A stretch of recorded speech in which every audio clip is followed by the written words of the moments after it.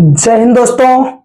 आज हम इस वीडियो के माध्यम से कक्षा 9th से संबंधित जो अर्धवार्षिक परीक्षा आपके जो 2025-26 होने वाली है उसके जो महत्वपूर्ण प्रश्न अर्थशास्त्र और लोकतांत्रिक राजनीति यानी राजनीति विज्ञान के बारे में। तो इसके हम अर्थशास्त्र का जो लेसन नंबर अपना जो रहेगा वो पहला और दूसरा रहेगा और राजनीति विज्ञान का भी लेसन नंबर पहला और दूसरा अपना रहेगा।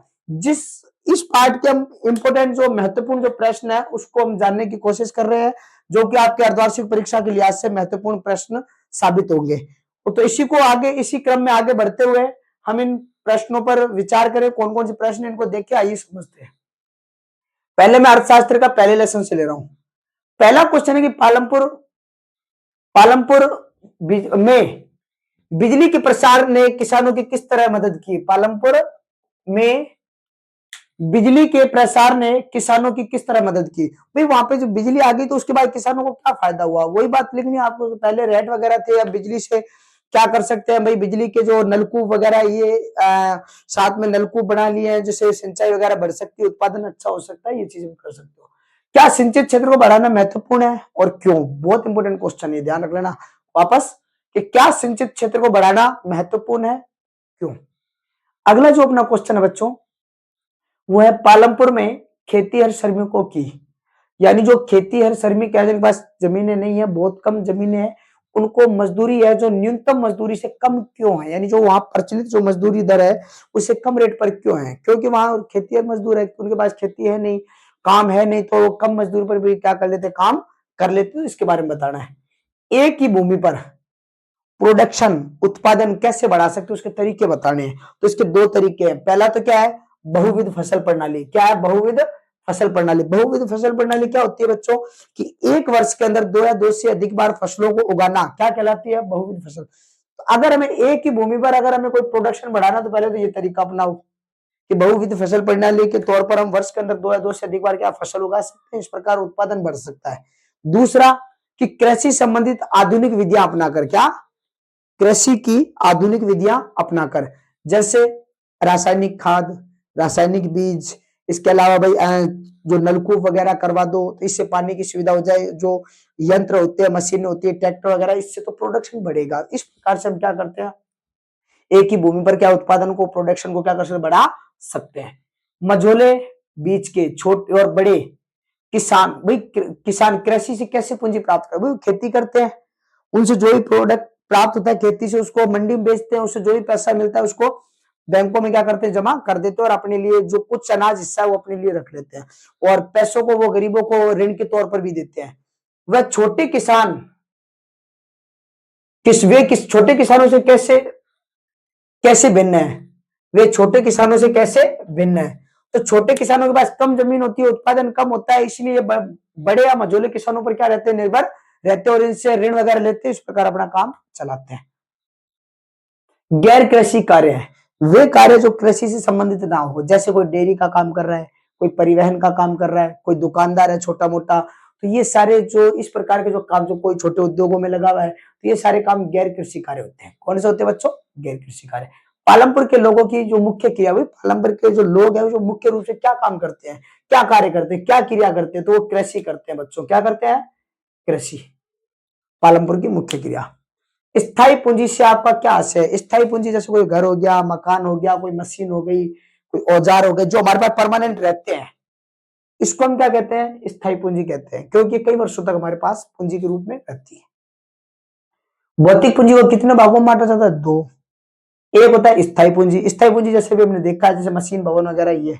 एक होती है कार्यशील पूंजी, कार्यशील पूंजी के अंदर हमें कच्चा माल लाना पड़ता है, खरीदना पड़ता है, निवेश वगैरह करना पड़ता है, तब हमें इससे प्रॉफिट होता है, वो चीज है, ठीक है। भूमि को मापने की इकाई हेक्टर। भूमि को हम किस में मापते हैं बच्चों, हेक्टर में। जैसे दूध को लीटर में, उसी प्रकार भूमि को हेक्टर में। रासायनिक उर्वरकों से होने वाली हानियां बतानी है। क्या बतानी भाई, रासायनिक खाद, उर्वरक का मतलब होता है खाद, खेतों के अंदर रासायनिक खाद डालोगे तो क्या नुकसान है वो बताने हैं, ठीक है ना। हरित क्रांति, तो इस चीज का थोड़ा ध्यान रख लेना। भारत के अंदर हरित क्रांति की शुरुआत है वो 1966 और 67 में होती है। इस वक्त क्या हुआ भारत के अंदर, ये कृषि उत्पादन को बढ़ाने से और मुख्य रूप से गेहूं और चावल की फसल। कौन सी, हरित क्रांति के दौरान कौन सी फसलों पर जोर दिया गया, गेहूं व चावल। इसके अंदर रासायनिक खाद, उच्च गुणवत्ता वाले बीज, HVJ वाले बीज, HYV वाले बीज। साथ में अगर बात करें तो 1966 में लागू होती है, पूरे भारत में होती है लागू, लेकिन इसका सर्वाधिक जो प्रभाव है उत्तर भारत के अंदर, वही पंजाब, हरियाणा, उत्तर प्रदेश वगैरह इस क्षेत्र में था इसका। ग्रामीण क्षेत्रों में छोटे किसानों की क्या समस्या रहती है? वही ऋण की समस्या, उत्पादन कम, मशीनें, इनके पास प्रौद्योगिकी नहीं है। अगर बात करें तो इनके अच्छे गुणवत्ता वाले बीज नहीं मिल पाते, इनके उपज का अच्छा मूल्य नहीं मिल पाता, तो ये कई समस्या ऐसे आती रहती है। सिंचाई की व्यवस्था नहीं हो पाती है, ठीक है ना। अब हम बात करते हैं लेसन नंबर 2 से, संसाधन के रूप में लोग से आप क्या समझते हैं? बहुत इंपॉर्टेंट क्वेश्चन है, अच्छे से कर लेना। मानव पूंजी निर्माण में शिक्षा की भूमिका बतानी कि भाई शिक्षित अगर आदमी होगा तो वो मानव पूंजी कैसे कर सकता है, कैसे अपने समाज को आगे बढ़ा सकता है वो। और दूसरा है मानव पूंजी निर्माण में स्वास्थ्य की भूमिका, यानी अगर स्वस्थ होगा व्यक्ति तो क्योंकि हमें पता है जो व्यक्ति स्वस्थ होगा वही क्या कर सकता है, अपना विकास कर सकता है, अपनी ग्रोथ कर सकता है, ठीक है। उसके बारे में बताना है। प्राथमिक, द्वितीयक और तृतीयक क्षेत्र में तीनों में अंतर पता होना चाहिए। प्राथमिक क्षेत्र में क्या कहेगा? कृषि, पशुपालन, मत्स्य पालन, आखेट, संग्रहण, खनन, ये सारे प्राथमिक क्षेत्र में। द्वितीय क्षेत्र में उद्योग, जहां विनिर्माण की संबंधी गतिविधियां होती है, यानी कच्चे माल को पक्के माल में या मूल्यवान माल में क्या बदला जाता है। तृतीय क्षेत्र में सेवा क्षेत्र वो होता है, इसके अंतर्गत व्यापार, परिवहन, संचार, बैंक, बीमा वगैरह ये चीजें आ जाती है, ठीक है। आर्थिक क्रियाएं, आर्थिक व गैर आर्थिक क्रियाओं में अंतर, क्रियाओं में अंतर। तो आर्थिक क्रिया वो क्रिया होती है जिसमें धन प्राप्त हो, क्या प्राप्त हो? धन प्राप्त हो। गैर आर्थिक क्रिया ये किसी लाभ के उद्देश्य से नहीं की जाती है। महिलाएं कम वेतन पर काम क्यों करती है? क्योंकि उनके पास शिक्षा का अभाव होता है, कम ज्ञान कौशल होता है, इस कारण महिलाएं क्या करती है भाई? कम वेतन वाले कार्यों में काम करती है ज्यादातर। एक बार आप इसके स्क्रीनशॉट ले लीजिएगा।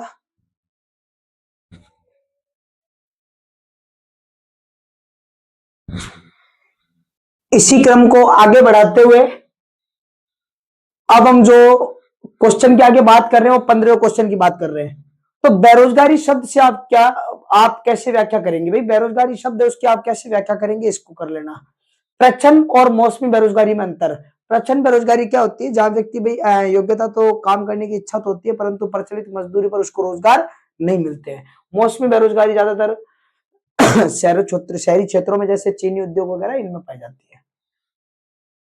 शिक्षित बेरोजगारी भारत के लिए एक समस्या है, क्यों? बहुत इंपॉर्टेंट क्वेश्चन है, बहुत ज्यादा इंपॉर्टेंट क्वेश्चन है ये। किस पूंजी को आप सबसे अच्छा मानते हैं? तो मानव पूंजी है, इसके बारे में आपको बताना है। सर्वाधिक साक्षरता वाला राज्य कौन सा? केरल। छिपी अथवा प्रच्छन्न बेरोजगारी, बेरोजगारी तो प्रच्छन्न ये कहां पाई जाती है ज्यादातर, इसके बारे में लिखना है। छिपी या प्रच्छन्न बेरोजगारी क्या होती है कि जहां व्यक्ति काम करने का इच्छुक है परंतु उसे प्रचलित मजदूरी पर उसको कार्य नहीं मिलता है, और ये बेरोजगारी ज्यादा कृषि क्षेत्रों में पाई जाती है। कहां पाई जाती है बच्चों? कृषि क्षेत्रों में। भारत में शिक्षा के विस्तार के लिए हमें क्या क्या प्रयास करने चाहिए? तो इसके लिए देखो सरकार ने बहुत सारी योजनाएं चलाती है। जैसे अगर बात की जाए तो छोटे बच्चों के लिए सर्व शिक्षा अभियान है, मध्याह्न भोजन की व्यवस्था है, निःशुल्क किताबें, 6 से 14 साल के बच्चों को निःशुल्क शिक्षा के प्रावधान कर रखे हैं। अमन सेतु है भाई, स्कूल लौटो अभियान वगैरह कई चीजें से चलाती है। डेमोक्रेसी शब्द है वो ये लोकतंत्र का स्टार्ट हो चुका अपने यहाँ से। लोकतंत्र का फर्स्ट लेसन। डेमोक्रेसी शब्द किस भाषा का है? अंग्रेजी भाषा का। जिम्बाब्वे कब आजाद हुआ था? 1980 में हुआ था। विश्व के कोई 4 लोकतांत्रिक देश, फ्रांस है भाई, भारत है, अगर इसके अलावा बात करें तो अमेरिका वगैरह, ये कर देना। लोकतंत्र के कोई 2 गुण, तो लोकतंत्र के कोई 2 गुण और 2 दोष, ये कर लेना अच्छे से। लोकतंत्र के पक्ष और विपक्ष में अच्छा क्यों है लोकतंत्र और अच्छा क्यों नहीं है, इसके बारे में खिलाफ भी कह सकते हैं। सार्वभौमिक मताधिकार क्या है? वह प्रत्येक नागरिक जो वोट देने के योग्य है और 18 वर्ष पूरी कर चुका है उसे सार्वभौमिक मताधिकार कहते हैं। अब्राहम लिंकन ने लोकतंत्र की क्या भाषा दी? तो अगर अब्राहम लिंकन की अगर लोकतंत्र की परिभाषा की अगर बात करते हैं तो उन्होंने कहा था कि लोकतंत्र जनता का जनता के लिए है। भाई किसका? जनता का जनता के लिए, जनता के द्वारा किया गया शासन ही क्या है? लोकतंत्र है। लोकता लोकतंत्र की 5 विशेषताएं कर लेना अच्छे से बच्चों, आ सकता है, ठीक है ना। लोकतांत्रिक और गैर लोकतांत्रिक चुनावों में अंतर, और लोकतंत्र अन्य शासन व्यवस्था से क्यों अच्छी है? तो ये इसके अंदर आपको इसके बेहतरी के लिए भाई लोकतंत्र की जो पक्ष में तर्क है ना वही लिखने इस जगह, लोकतंत्र क्यों अच्छा है यानी, तो वो 5 चीजें वही लिखनी वापस घुमा फिरा के, ठीक है ना। एक बार आप इसका स्क्रीनशॉट ले लीजिए ताकि जो नेक्स्ट सेकंड लेसन है उसका भी करें।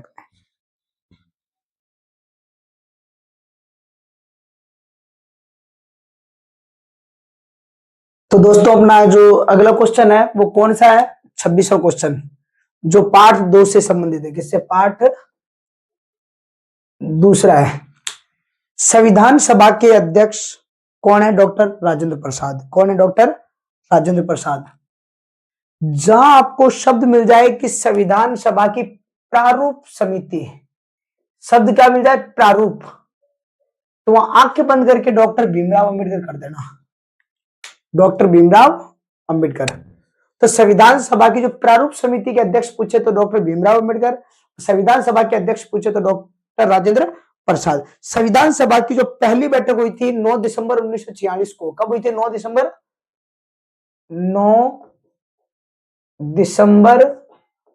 1946। उस वक्त के जो अस्थायी अध्यक्ष थे वो थे डॉक्टर सच्चिदानंद सिन्हा, लेकिन आपके 9th सिलेबस 9th क्लास के अकॉर्डिंग अगर बात करें तो आपके डॉक्टर राजेंद्र प्रसाद है। और पहली बैठक कब हुई थी? 9 दिसंबर 1946। अगर हम बात करें 28वें क्वेश्चन की, तो 26 अप्रैल 1994 में अफ्रीका एक स्वतंत्र गणराज्य बना था, स्वतंत्र देश बना था उस दिन। ये चीज एक चीज। और संविधान सभा के अंदर कुल सदस्य कितने थे? 299। कितने सदस्य थे बच्चों? 299। और इन 299 जो सदस्य था, जो संविधान एक सभा, एक असेंबली बनाई थी हमने, उस संविधान सभा में 299 सदस्य ये आए कहां से? इनका चुनाव वरिष्ठ मताधिकार के आधार पर नहीं हुआ था। इनका चुनाव 1946 के अंदर जो प्रांतों के अंदर जो सांसदों के चुनाव हुए थे, उन सांसदों ने इन 299 सदस्यों को चुनने का कार्य किया था। भारतीय संविधान को कुल बनने का समय जो 2 वर्ष 11 माह 18 दिन का लगता है, यानी 1946 से लेकर 26 नवंबर 1949 तक बनता है, अंगीकार होता है। तो इस हिसाब से देखा जाए तो भारतीय संविधान 26 नवंबर 1949 को अंगीकार यानी बनकर तैयार होता है, और 26 जनवरी 1950 को क्या कर देते हैं? हम इसको लागू कर देते हैं। 24 जनवरी को इसके ऊपर हस्ताक्षर किए गए थे, ठीक है ना। भारतीय संविधान का दर्शन, भारतीय संविधान की झलक है वो हमें किस भाग में दिखती है? तो प्रस्तावना में दिखती है। किसमें दिखती है बच्चों? प्रस्तावना के अंदर दिखती है।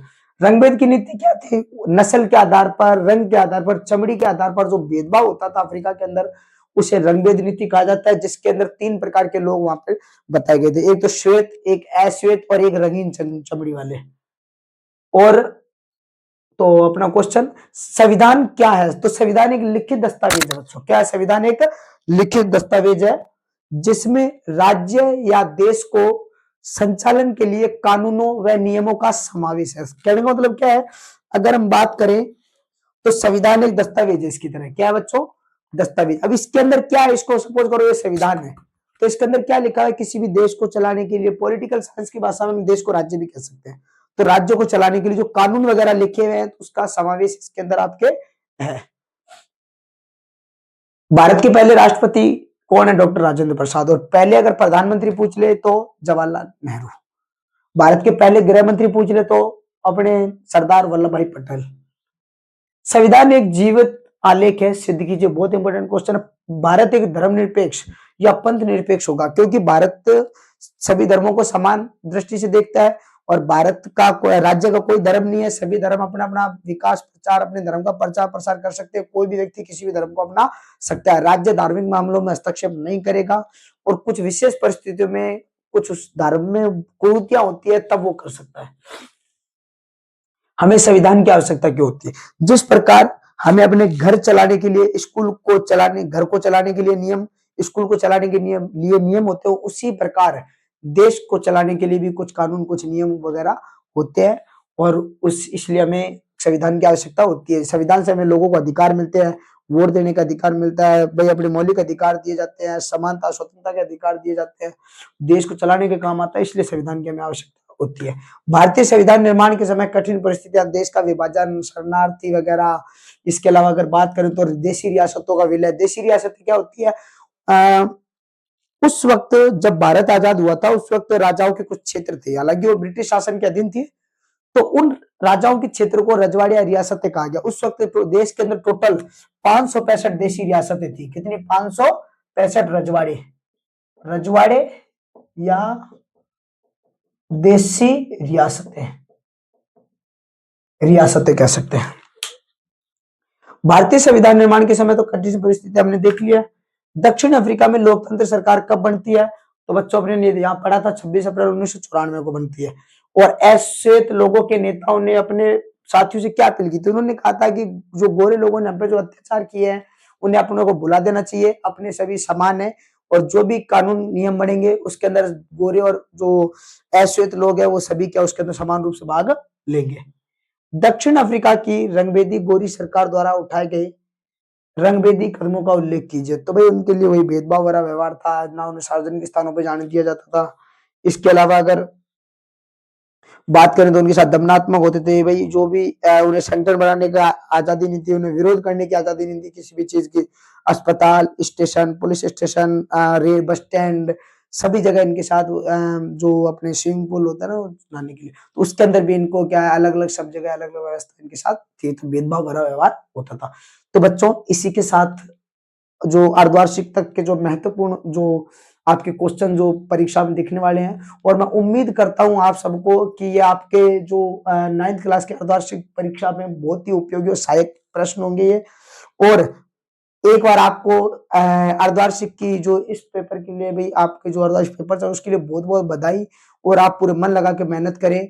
और अगर आपके इनमें से कोई अगर किसी को लगे कि इन इन प्रश्नों ने आपका बहुत सहयोग किया है तो कृपया कमेंट करना जरूर, और पेपर देने के बाद एक और कमेंट जरूर करना कि पेपर आपके क्या जो ये क्वेश्चन अपने जो जो सीरीज अपने जो चलाई थी जो ब्रह्मास्त्र क्लासेस, तो क्या वो आपके इस सफल प्रदर्शन में सहायक रही है या नहीं। तो धन्यवाद, आशा करता हूँ इसी के साथ जय हिंद जय भारत।